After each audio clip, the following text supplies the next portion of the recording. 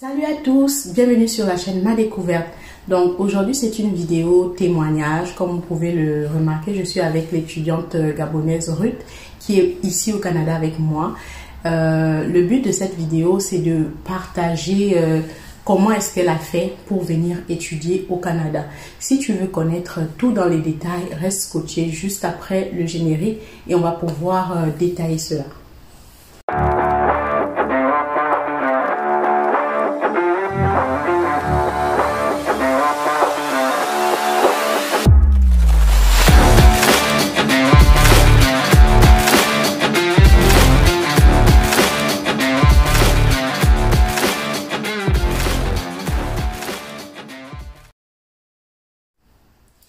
Bonjour à tout le monde, bienvenue sur la chaîne Ma Découverte. Pour ceux qui ne me connaissent pas, je suis Abigail Madungu, d'origine gabonaise et maintenant citoyenne canadienne. Le but de cette chaîne, c'est de parler d'immigration au Canada, bien sûr, de parler aussi un peu de mon quotidien au Canada, la vie à l'étranger et parler d'entrepreneuriat. Donc, si tu es nouveau sur cette chaîne, déjà, je te souhaite la bienvenue et aussi, je t'invite à t'abonner sur la chaîne en cliquant sur la cloche de notification pour ne pas rater mes prochaines vidéos. Donc, la présentation est finie. On va aller dans le vif du sujet. Donc, le but de cette vidéo, c'est en fait une vidéo témoignage, un peu comme la vidéo qu'on a fait de l'étudiante Marie. Sauf qu'aujourd'hui, c'est une autre étudiante. Elle, c'est Ruth. C'est, on va dire, la première étudiante que j'avais un peu, on va dire, coachée pour venir au Canada. Elle est venue, je l'ai aidée, que ce soit pour avoir la lettre d'admission, aussi dans les conseils pour le CAQ, conseils pour le visa, qu'est-ce qu'il fallait faire. Et lorsqu'elle est arrivée au Canada, elle avait besoin d'aide, que ce soit pour le logement, pour avoir les papiers, pour s'inscrire, pour confirmer l'inscription à l'école, avoir un compte bancaire, avoir son numéro d'assurance sociale qui lui permet de travailler au Canada. Donc, pour toutes ces tracasseries-là, on était ensemble et on va pouvoir vous détailler ça. Voilà.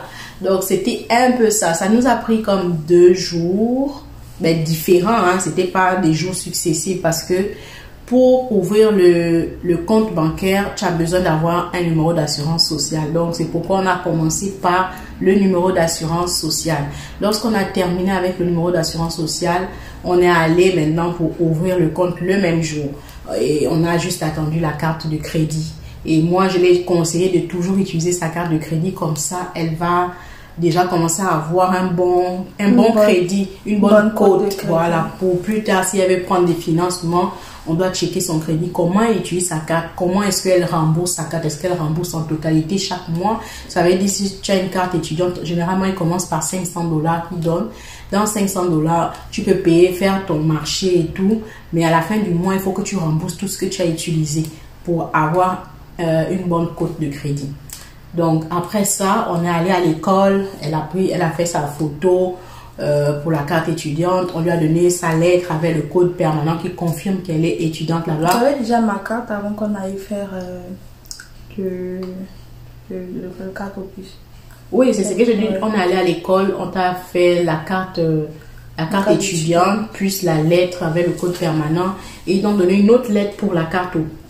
Voilà, une autre lettre qu'il fallait donner là-bas. Attestation de scolarité. Voilà.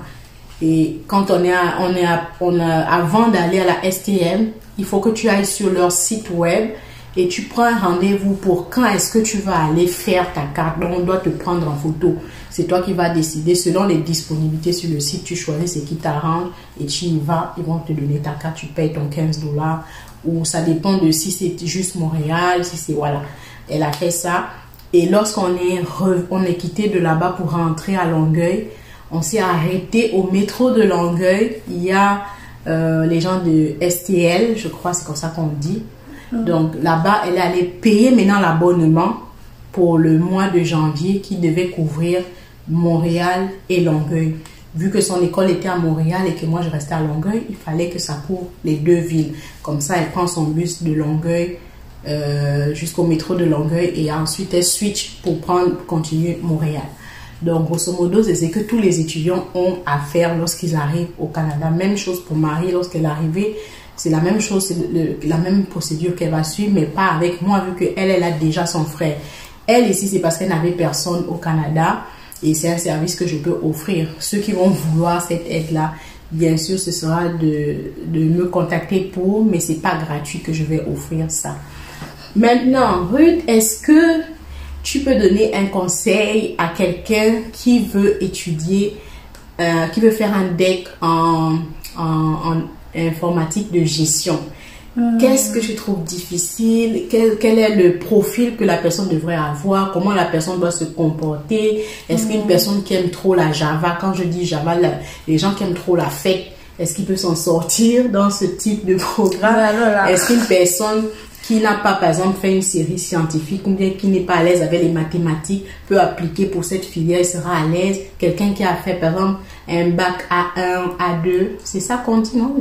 Voilà, est-ce qu'il peut s'en sortir là-bas? Quel conseil est-ce que tu peux donner à tes frères qui sont en Afrique, qui veulent faire la même chose que toi? Je dirais, franchement, c'est être disponible pour le programme.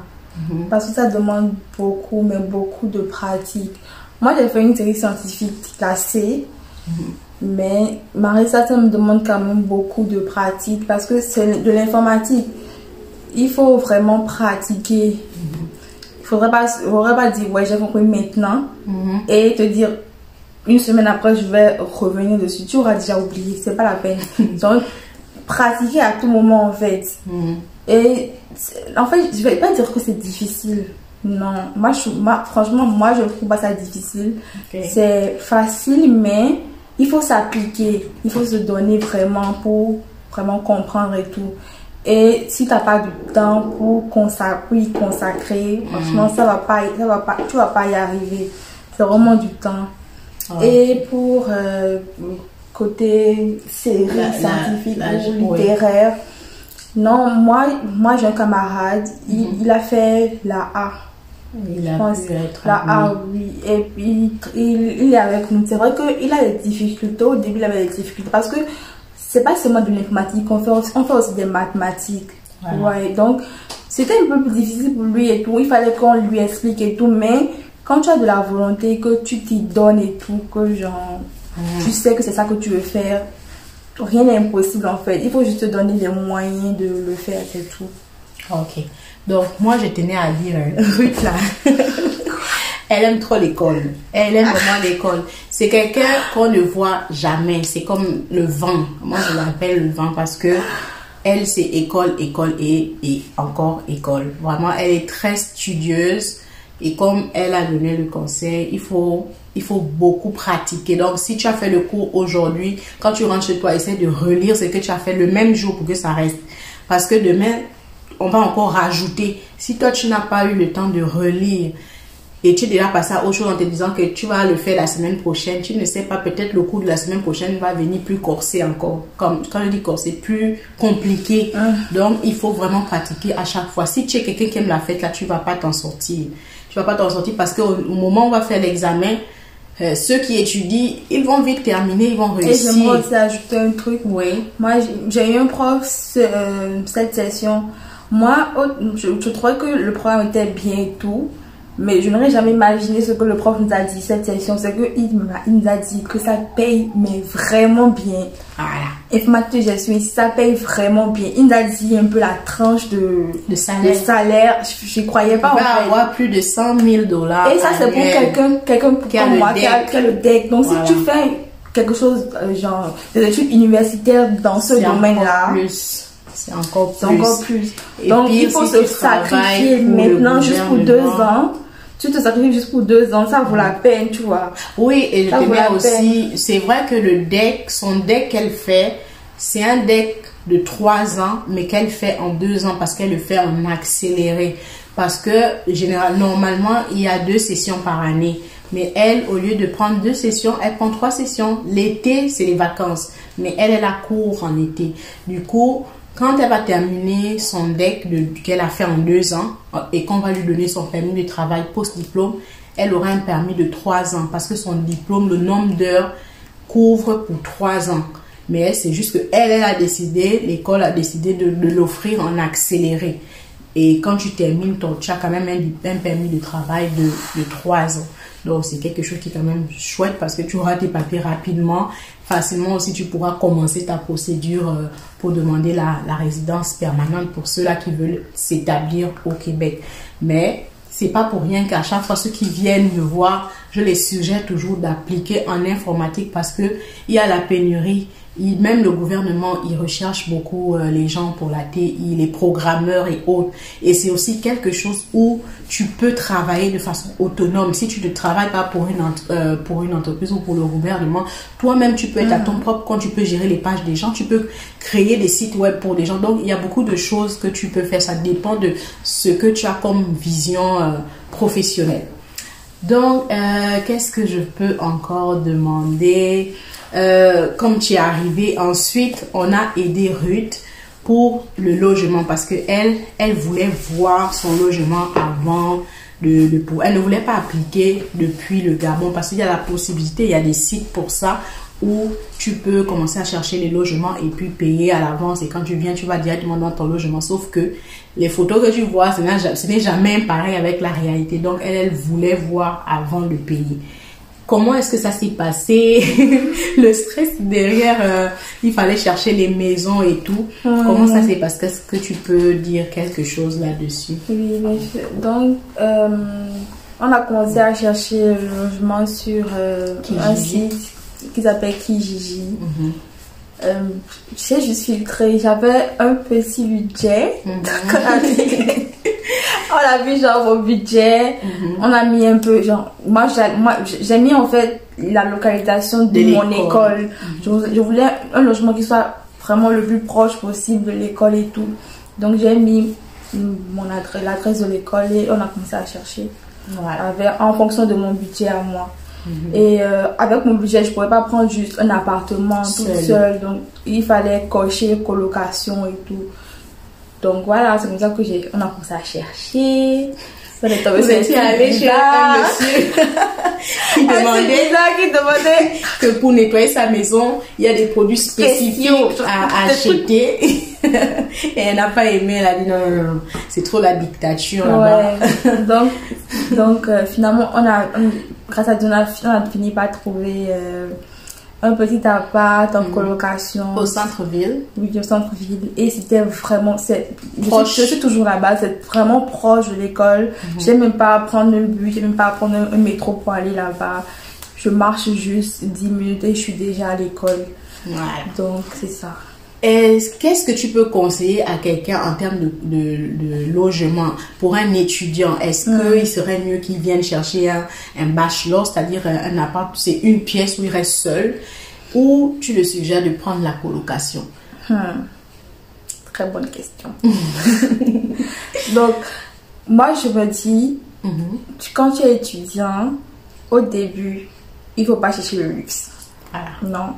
Genre, faire avec les moyens de bord. Genre, tu prends quelque chose où d'abord, qui est propre, où tu peux dormir. Là, il fait très froid ici. Donc, quelque part où tu peux dormir en sécurité. Et surtout ne pas être seul parce que tu es dans un nouveau pays. Voilà. Tu ne sais pas comment ça franchement, fonctionne. je ne veux pas mentir. Abigail m'a beaucoup aidée. Mais ma colocataire aussi, au début. Elle s'appelle Prunelle. Elle m'a vraiment beaucoup aidée. Parce que pour faire les courses, elle me montrait un peu où est-ce que je devais aller. Elle était vraiment gentille. Elle a eu la chance de tomber sur une qui parlait même avec elle. Il y en a d'autres Québécoise. Vous ne vous voyez même pas, elle n'a pas ton temps, elle ne te gère pas. Hein. Ouais, moi j'ai eu la chance.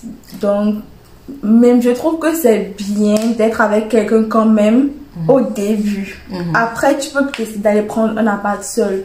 Mais être en colocation, moi aussi j'étais réticente quand je suis arrivée, je voulais pas être en colocation. Mais finalement... J'insistais. Forcément que je sois en colocation. Voilà, donc maintenant, on va parler termes travail. Tu es arrivé au Canada, après combien de temps est-ce que tu as pu trouver ton premier emploi? Comment est-ce que tu as procédé pour trouver l'emploi? Je pense après 1 mois. Parce que je crois que moi aussi, j'ai pas été très réactive. Mais c'est après 1 mois que j'ai eu l'emploi. pas que j'ai pas été très réactive, parce qu'on m'appelait pas aussi. Parce que elle n'avait pas beaucoup d'expérience non plus. Donc, c'est vrai que c'est faut être patient. Ouais, c'est ça. Donc moi, j'avais fait mon CV. On m'avait demandé de faire mon CV. Et comme je n'avais pas trop j'avais pas trop travaillé, moi j'ai juste fait l'école, tu vois. Je n'avais pas travaillé et tout. Donc, on m'a proposé en fait de faire une lettre de motivation. Donc à chaque fois que j'imprimais mon CV, il y avait ma lettre de motivation juste à côté. Donc à chaque fois quand je sors, je dépose ça mais je pense surtout que c'est pas l'expérience, parce que ici je trouve qu'au Québec ici ils offrent beaucoup de chance aux gens qui n'ont pas d'expérience. Mais mon problème c'était la disponibilité. Ouais, par rapport à des cours où tu terminais à 18h. Voilà. Tu n'avais pas trop de disponibilité. C'est surtout ça le truc. Mais finalement, j'ai eu la chance. Dans ma classe, il y avait un camarade qui travaillait dans un fast-food. Et il m'a référé. Voilà. Donc, les références ici, là, c'est très important. Donc, il faut vous créer des liens, des amis, parce que ce n'est que comme ça que vous allez avoir les pistons pour l'emploi. Des bons emplois, c'est souvent comme ça qu'on les trouve ici au Canada. Le réseautage, c'est ça le terme approprié. Le réseautage, si tu connais quelqu'un qui connaît quelqu'un qui connaît, ça finit plus. Voilà. Donc, maintenant, je vais dire encore une dernière question. Est-ce que tu penses que un étudiant étranger qui a son petit boulot là à temps partiel pendant les études, il peut payer son loyer lui-même, payer sa nourriture, son transport et aussi payer l'école, ou qu'est-ce qu'il peut payer de lui-même avec son salaire s'il n'a pas l'aide de la famille, pour être réaliste? À temps partiel, c'est impossible que tu puisses payer ton école, ton logement. Qu'est-ce que tu peux payer? C'est impossible. Qu'est-ce que tu peux payer avec? Ben, tu peux payer ton loyer avec. Juste le loyer, est-ce que tu peux pas payer la nourriture? Si, tu peux payer la nourriture. Tu peux payer la nourriture, ton transport, mais l'école oublie. Tu vas faire à temps partiel. Mais maintenant, les étudiants peuvent travailler. Ils peuvent travailler à temps plein. Même si tu travailles à temps plein, ce ne sera pas évident de payer tout. Parce que si ta session coûte par exemple 5 000 et quelques, et tu as un loyer de 500 ou 600 en colocation, généralement il y a le téléphone aussi qu'on paye. On paye le téléphone par mois, on paye le wifi par mois, on paye le transport par mois, la nourriture par mois. Et donc quand tu ajoutes tout ça, même si tu travailles à temps plein avec les études qui coûtent très cher, c'est pas évident. C'est vraiment pas évident. Après tu peux couper la partie là que je te dis. Tu sais comment je fais ça? Non, je ne coupe pas. Tu sais comment je le fais? Ah ouais? Je travaille à temps plein, je paye mon école. Mais tu vas... On t'écoute. Ok. Non, coupe ça! Non, je ne vais pas couper. Mais donc, comme ça, tu payes. Je travaille à temps plein. Moi, je ne vais pas dire ça ici. Je travaille à temps plein. Mais je paye mon école. Je paye mon école. Je paye mon déplacement. Donc, ça dépend du salaire que tu as. Oui, il faut avoir mon salaire. Là où je travaille à IW, je l'ai fait pendant une session, mais c'était trop fort. J'ai dû faire 2 boulots en même temps pour arriver. C'était trop fort. Mais là où je suis maintenant, c'est mieux payé et j'arrive à le faire. Bon, vous avez quelqu'un qui le fait. Moi, quand j'étais étudiante, je ne pouvais pas. Donc, elle vous dit que c'est possible de le faire. Donc, je pense que j'ai déjà eu cette question, mais sauf que c'est difficile. C'est pas facile, c'est difficile. Il faut vraiment être une guerrière comme moi. Voilà. Surtout si tu fais des études comme informatique, là, tu te prends déjà le temps. Ruth, pour que je puisse voir Ruth, c'est difficile. Moi, je l'appelle le vent, comme je vous ai dit au début de la vidéo, parce que même sa coloc se plaint qu'on la voit à peine. Quand elle sort, c'est pour aller à l'école, elle revient tard dans la nuit parce que elle a fini de travailler, elle rentre peut-être à 1h, 2h du matin. Et c'est comme ça de lundi à dimanche. Donc, c'est un gros sacrifice, mais bon, c'est pour un temps. Tu as ça pendant 2 ans. J'ai déjà fait 1 an, il me reste 1 an, ça va aller. Après, ça va finir. Donc, ceux qui m'ont posé la question, est-ce que c'est possible pour un étudiant de travailler et en même temps payer ses études, payer le logement et tout, c'est possible parce que vous avez l'exemple à côté de moi qui l'a fait. Moi, je répondais souvent non parce que je me disais, ça dépend. Elle, peut-être c'est possible à cause du prix de sa session. Hein. C'est pas assez cher. Il y a des sessions qui coûtent $10,000. Sa session ne coûte pas $10,000. C'est même pas 6 000 sa session. C'est 5 000 et quelques. C'est pas 6 000. C'est presque. C'est pas 6 000. 5 800, c'est 5 800. Ah, c'est quoi la différence? Eh, c'est $200 seulement d'audition. $200, oui, c'est quoi? Mais ça reste que c'est 5 800. 5 800. 5 800. Ah. 5 800, c'est 5 800, c'est pas 6 000. Oh, il y en a des gens qui ont des sessions à 12 000. C'est la session, hein. C'est pas l'année. Ouais, donc, ça, vous voyez que cette personne-là ne peut pas, avec, même si elle travaille à temps plein, c'est pas évident, sauf si elle est au gouvernement, là, et qu'elle a peut-être un $35 de l'heure. Là, peut-être, on va dire, c'est vraiment peut-être, même là encore, ça va m'étonner. Donc, moi, je vous suggère fortement de faire des programmes en informatique. Et aussi une chose que cette petite Laila a raté, c'est que moi, je travaille par exemple pour le gouvernement, mais je ne vais pas dire quel organisme du gouvernement, parce qu'il y a les hôpitaux, il y a Service Canada, il y en a tellement, je ne vais pas dire.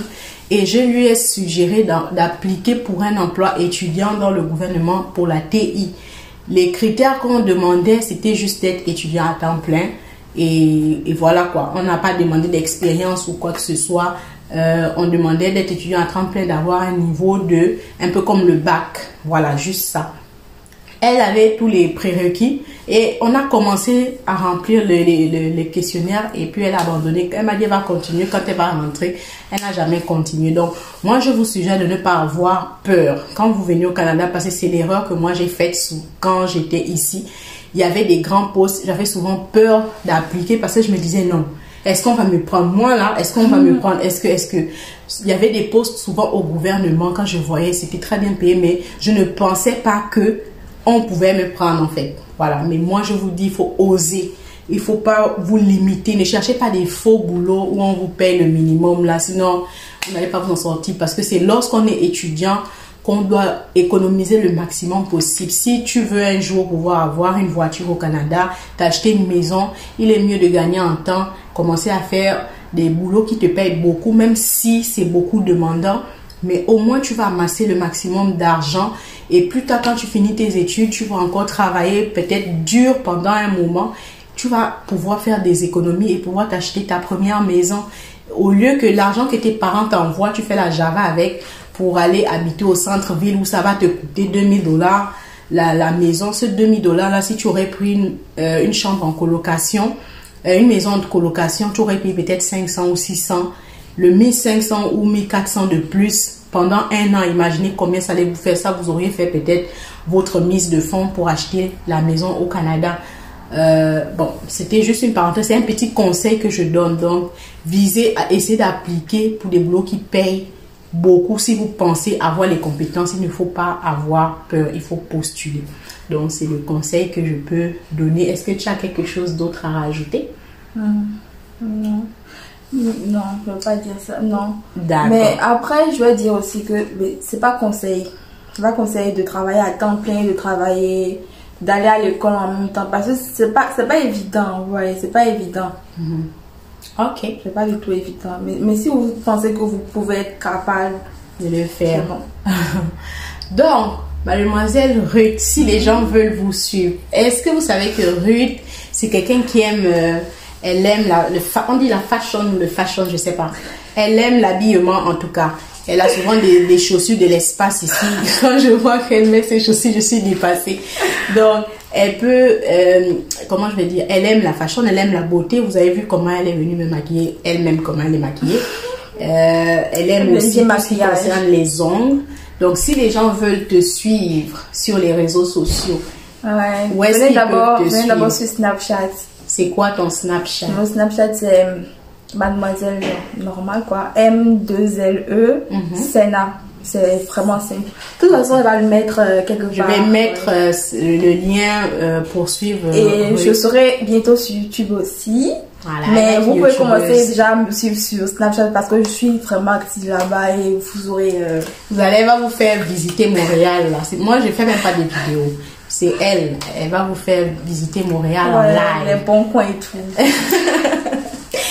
Donc voilà pour aujourd'hui, c'était ça la vidéo témoignage, comme juste pour vous dire que c'est possible de faire sa demande de permis d'études soi-même. Vous avez l'exemple, vous avez juste besoin d'être coaché, et en plus elle a fait, c'était sur son téléphone, c'était un iPhone, hein? Ouais. Voilà, elle a fait sur le téléphone. Elle n'a pas eu besoin que papa soit là, maman soit là, non, juste elle me posait juste les questions, qu'est-ce qu'on fait ici, ensuite la prochaine étape c'est quoi et quoi, et elle a pu arriver jusqu'à la fin, et elle est là aujourd'hui, et elle est à sa 3e session, elle a presque terminé, j'ai terminé ma 3e session, elle va aller à sa 4e session, et voilà, donc là. Merci d'avoir regardé la vidéo. La prochaine vidéo, ça va être encore une vidéo de témoignage, mais là, ce sera pour le témoignage de mon frère que j'ai fait venir comme étudiant. Voilà un peu. Et on a déjà parlé pour le travail, hein? On a parlé pour le travail. Ouais, ok. Donc, on se dit à la prochaine, les amis. Bye. Non, on va revenir. On va dire bye. Si tu as un conseil à donner à quelqu'un concernant ma découverte, qu'est-ce que tu diras? Je ne veux pas parler de ma découverte parce que moi j'ai connu Abigail. Ma Abigail, c'est ma découverte. Ouais, bon, ma découverte, c'est pas Abigail, mais expérience avec moi. Franchement, pour la petite anecdote, c'est que moi j'ai commencé, je voulais venir au Canada. Et j'ai une de mes tantes vraiment éloignée qui vit ici.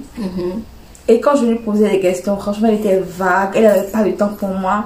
Mais Abigail, elle travaille aussi au même titre que la dame. Mais franchement, j'ai été étonnée du fait qu'elle m'a suivi du début jusqu'à la fin. Pour vous dire que c'est vraiment quelqu'un de fiable, vraiment quelqu'un de disponible. En fait, quand elle vous dit qu'elle va vous aider, ben, elle va vous aider jusqu'au bout. Voilà. Donc, c'est ça. De toute façon, c'est quelqu'un de fiable, c'est ma mère ici, donc... On va attendre. Comme elle est déjà là, j'ai déjà 3 enfants, ils vont vous accueillir. On va accueillir les prochains qui vont venir au Canada. Ce sera plus moi qui va vous coacher. Donc, quand on va offrir le service d'intégration là pour les futurs étudiants qui viennent, qui ont besoin de savoir où est-ce qu'on mange africain, quels sont les restos africains qu'on trouve, si je veux de lait nido, si je veux la banane plantain et tout, elle est déjà coachée, elle est bien rodée, donc c'est elle qui va prendre le relais. Voilà un peu. Donc, bon, on va s'arrêter là aujourd'hui, puis on se dit à la prochaine.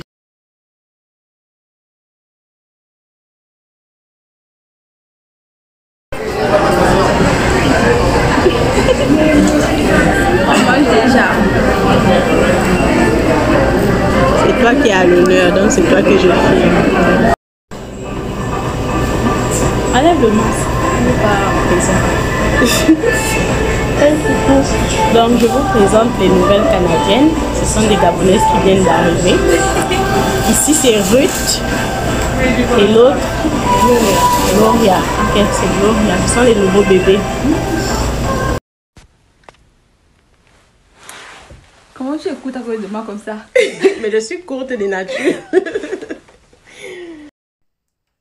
Voici le nouveau mannequin de Aura Beauty. Donc, elle m'a maquillée avec les produits de Aura Beauty. Gloss pour les cils. Est-ce que ce sont les cils ici? Les sourcils, les yeux. Et elle-même aussi, elle s'est maquillée avec les produits de Aura. Donc, faites un tour sur aurabeautyshop.com. Bon appétit, mange, c'est le bon.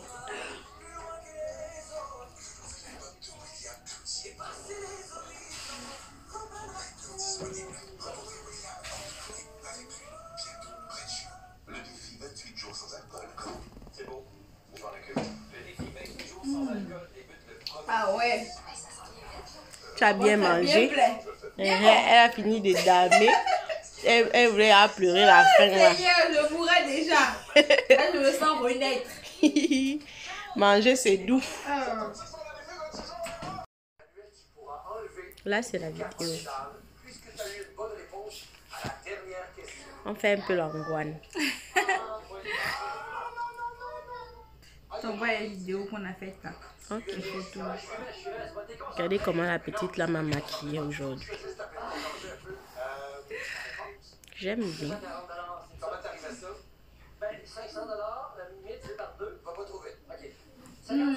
Voici la personne qui m'a maquillée.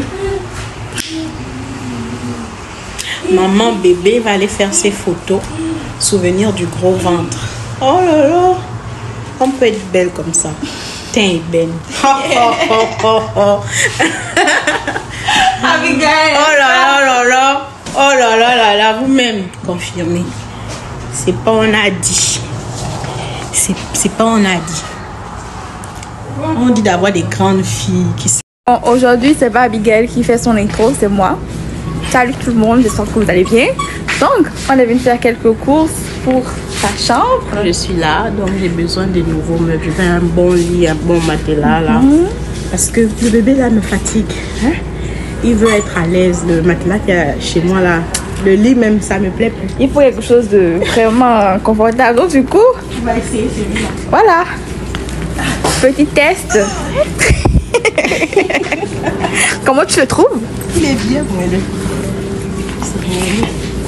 Tu as fait le bobo? Oh, solide. Ça va. Donc, en fait, on n'a pas dit où est-ce qu'on est. On est à Economat. Et Mademoiselle Séna, je l'ai écrit. Donc, coucou, j'espère que vous allez bien.